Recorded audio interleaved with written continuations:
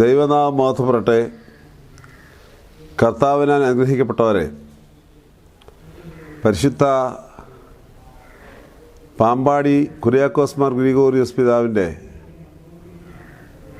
ഓർമ്മനാളുകളിലാണ് നാം എല്ലാവരും.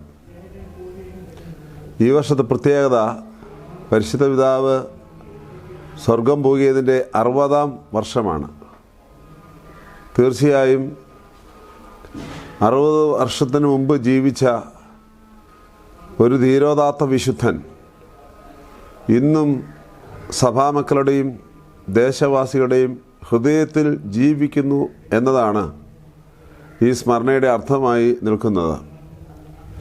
ഓരോ വർഷവും അദ്ദേഹത്തിൻ്റെ മധ്യസ്ഥയിൽ അഭയം പ്രാപിച്ച് കടന്നു വരുന്ന ആളുകളുടെ എണ്ണം കൂടുന്നു എന്നത് ഈ പരിശുദ്ധൻ്റെ ഒരു പ്രത്യേകതയാണ്. പാമ്പാടി തിരുമേനിയെ വിവരിക്കേണ്ട ആവശ്യമില്ല.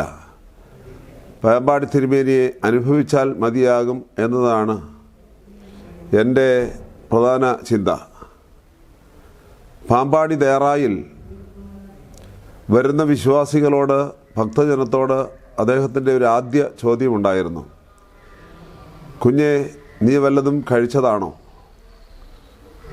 ആ ചോദ്യമായിരുന്നു വിശ്വാസികളെ, ഭക്തജനത്തെ അദ്ദേഹത്തോട് ചേർത്ത് നിർത്തിയത്. അതിനകത്ത് സഭയുടെ ദൈവശാസ്ത്രവും ആധ്യാത്മികതയും സാമ്പത്തിക ശാസ്ത്രവും സാമൂഹ്യ ശാസ്ത്രവും എല്ലാം നിലനിന്നിരുന്നു എന്നത് ഒരു യാഥാർത്ഥ്യമാണ്. വിശന്നു വരുന്നവനോട് നിനക്ക് ഭക്ഷിക്കാൻ നീ ഭക്ഷിച്ചോ എന്ന് ചോദിക്കുന്ന ഒരു തിരുമേനി, പാമ്പാടി തിരുമേനി, വിശന്നു വരുന്നതിന് മുമ്പിൽ തനിക്ക് വേണ്ടി വെച്ചിരുന്ന ഭക്ഷണം എടുത്ത് കൊടുത്ത് അവനെ തൃപ്തിപ്പെടുത്തി താൻ ആത്മസംതൃപ്തിയോടെ പട്ടിണി കിടന്ന ഒരു താപസൻ്റെ ജീവിതം.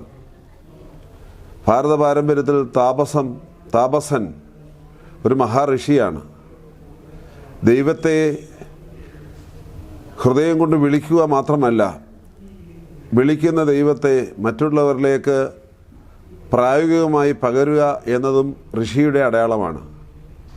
പാമ്പാടി തിരുമേനി മനുഷ്യനെയും ജീവജാലങ്ങളെയും പ്രകൃതിയെയും ഒരുപോലെ കരുതി തൻ്റെ ജീവിതത്തെ ത്യാഗോജലമാക്കി തേജസ്കരിക്കപ്പെട്ട ഒരു മഹർഷിയായിരുന്നു എന്നത് വളരെ വ്യക്തമാണ്.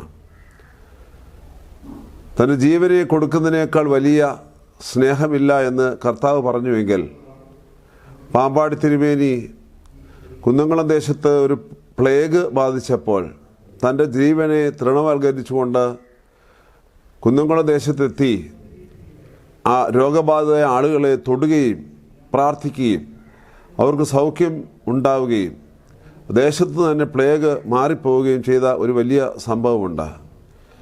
എല്ലാവരും പോകരുത് എന്ന് വിലക്കിയെങ്കിലും തൻ്റെ ജീവൻ നഷ്ടമായാലും താൻ പോകുമെന്ന് പ്രഖ്യാപിച്ചുകൊണ്ട് പരിശുദ്ധ പാമ്പാടി തിരുമേനി അവിടെ ചെന്ന് അവർക്ക് കൊടുത്ത സൗഖ്യം ഇന്ന് ജീവിക്കുന്ന തലമുറകളും അത് ഏറ്റുപാടുന്നു എന്നത് യാഥാർത്ഥ്യമാണ്. അതുപോലെ ധാരാളം അത്ഭുത സിദ്ധികൾ ഈ വിശുദ്ധൻ്റെ പ്രാർത്ഥന വഴി ഉണ്ടായിട്ടുണ്ട് എന്ന് നമുക്കറിയാം. ജലമില്ലാതെ വലഞ്ചയെടുത്ത് കിണർ കുത്തി ജലം നൽകിയ സംഭവം, അതുപോലെ തന്നെ മഴയില്ലാതെ മരുഭൂമിയുടെ വരൾച്ച പോലെ സംഗതികളുണ്ടായപ്പോൾ പ്രാർത്ഥിച്ച് മഴ വരുത്തിയ സംഭവങ്ങൾ, ഇങ്ങനെ ധാരാളം കാര്യങ്ങൾ പരിശുദ്ധ പാമ്പാടി തിരുമേനിയുടെ ജീവിതത്തിൽ ഉണ്ടായിട്ടുണ്ട് എന്നത് നമുക്ക് അറിയാവുന്ന ഒരു വസ്തുതയാണ്. ദൈവസന്നിധിയിൽ നിൽക്കുമ്പോൾ ദൈവമാണ് മുമ്പിൽ നിൽക്കുന്നതെന്ന ബോധ്യം മാത്രം ഹൃദയത്തിൽ സ്വരൂപിച്ചുകൊണ്ട് ദൈവത്തോട് കൃപയാചിക്കുകയും തന്നെയും താൻ ആയിരിക്കുന്ന സമൂഹത്തെയും സൃഷ്ടജാലങ്ങളെ മുഴുവൻ ദൈവത്തിന് മുമ്പാകെ സമർപ്പിക്കുകയും ചെയ്യുന്ന ഒരു വിശുദ്ധൻ്റെ ജീവിതമാണ് നാം ഇപ്പോൾ ഈ 60 വർഷങ്ങൾക്ക് ശേഷം ആഘോഷിക്കുന്നത് എന്ന് മനസ്സിലാക്കണം. ഓരോ വിശുദ്ധനും അതുല്യനാണ്. പരിമല തിരുമേനിയുടെയും പരിശുദ്ധ ഗീവർഗീസ് ബാബാ തിരുമേനിയുടെയും വട്ടശ്ശേരി തിരുമേനിയുടെയും ഒക്കെ ശിഷ്യനായി ഈ ഭൂമിയിൽ ജീവിച്ചുവെങ്കിൽ അദ്ദേഹത്തിൽ തന്നെ അതുല്യനായി നിലനിൽക്കുന്നു എന്നത് അദ്ദേഹത്തിൻ്റെ മറ്റൊരു പ്രത്യേകതയാണ്. പാമ്പാടി തിരുമേനി സ്ഥിരമായി ജ്വലിക്കുന്ന ഒരു വിശുദ്ധനാണ് എന്ന് മാത്രം ഈ സമയത്ത് ഞാൻ ഓർമ്മിപ്പിക്കുന്നു.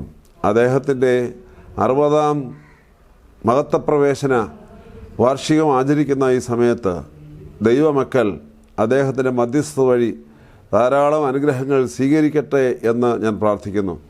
എല്ലാവർക്കും വിശുദ്ധൻ്റെ മധ്യസ്ഥതയിൽ നന്മ നേരുന്നു. ദൈവം തമ്പുരാൻ നമ്മെ എല്ലാവരെയും വാഴ്ത്തി അനുഗ്രഹിക്കട്ടെ.